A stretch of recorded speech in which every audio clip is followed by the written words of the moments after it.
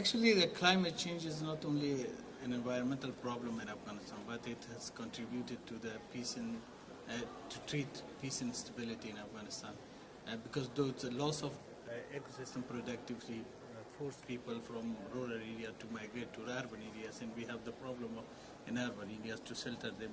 And this is the main issues that we are suffering now, and we are losing our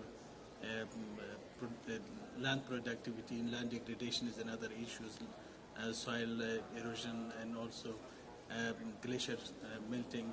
We have very limited glaciers in my country, which is melting now, and that's the major water resources in my country. This is in general the overall impact of climate change that we see now in Afghanistan. Right, and presumably with the instability in the country, in certain regions of the country, adaptation policies, I imagine, difficult to implement. As a post-conflict country, we have started just a few years back to work on the climate change issues, and we are enabling activities and to the climate change needs, and adaptation is another issue that we are working on our strategies. We have developed NAPA and NCAC, and now we are working on the initial national communication to be submitted to UNFCCC. These are the activities that Afghanistan has started initially, but we hope that we can pursue these activities and work more on adaptation issues. Thank you very much. I mean, a country like Afghanistan, obviously poised, waiting for some kind of results out of talks like this. Countries really at the kind of cutting edge of the climate change debate. They're not getting the results that they could perhaps, they should perhaps be expecting.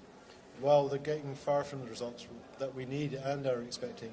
Afghanistan is one of the least developed countries and part of the least developed country group here at the climate change negotiations. They're the countries that have contributed least to climate change because they all have very low emissions, but they're countries that generally suffer the most from climate change. They have the least resources for adaptation. They suffer often from loss and damage, as we've seen in the Philippines from their recent suffering from the typhoon that caused significant loss and damage. But the major countries such as the US is opposing or blocking any significant agreement on loss and damage here. Whereas also globally we have failed to reduce emissions. It's 20 years since we concluded the UNFCCC treaty, and in that 20 years global emissions have increased by about 30%. So we need much more ambition on mitigation, reducing global emissions, but also much more ambition on providing adaptation for funds for countries like Afghanistan to adapt to climate change, and a mechanism to address, an international mechanism to address loss and damage. More ambition, certainly. That's a message that seems to be cutting right across the board. The ambition levels are set too low. Lack of urgency, yet at the same time the scientific evidence is mounting, is indisputable as to the effects of climate change. Where's it all going wrong? What's happening? Why are we not getting the results here in Doha?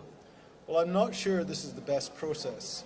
I have been in lots of rooms where we're arguing over sort of words of text, and even over words of text within the shared vision. I actually teach strategy, and if I was trying to get a shared vision on how we address this problem globally, I'd have a much more workshop or facilitated workshop process where countries get together and work out how we rapidly reduce emissions, rapidly address adaptation, etc. Not just this 190 parties arguing over bits of text on now electronic paper. In the meantime, Afghanistan is waiting for some kind of results and suffering the consequences of climate change. I mean, how do you view these talks? I mean, it must be very frustrating for anybody involved in the Afghanistani government watching and waiting for some kind of positive results from Doha. Of course, if there is not concrete measures here in Doha, and the climate in Afghanistan and the people in Afghanistan will be frustrated, and also we will have another major critical issues on droughts, because as other countries suffering from rising the seawater, we are suffering from the droughts and also water resources. And water resources, the major sources that we will lose it in the next few years.